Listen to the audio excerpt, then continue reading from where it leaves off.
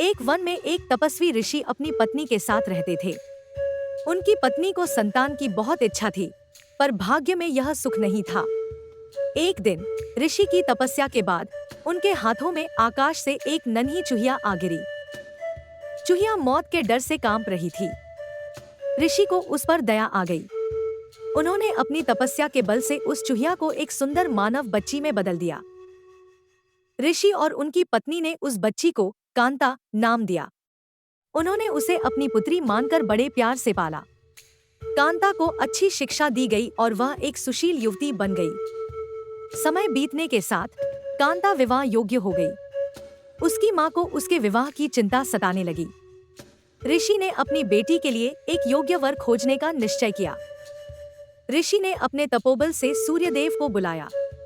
कांता ने सूर्यदेव को बहुत गर्म और चकाचौंध वाला बताकर अस्वीकार कर दिया। फिर बादल आए, पर कांता को उनका काला रंग पसंद नहीं आया। पवन देव को भी कांता ने चंचल कहकर ठुकरा दिया। अंत में पर्वतराज आए, पर कांता को वे पत्थर जैसे और कठोर लगे। हर बार कांता ने उनके स्वभाव के कारण उन्हें अस्वीकार किया।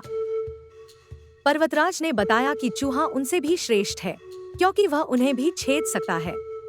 जैसे ही एक चूहा सामने आया, कांता खुशी से उछल पड़ी। उसे चूहे की पूंछ और कान बहुत प्यारे लगे।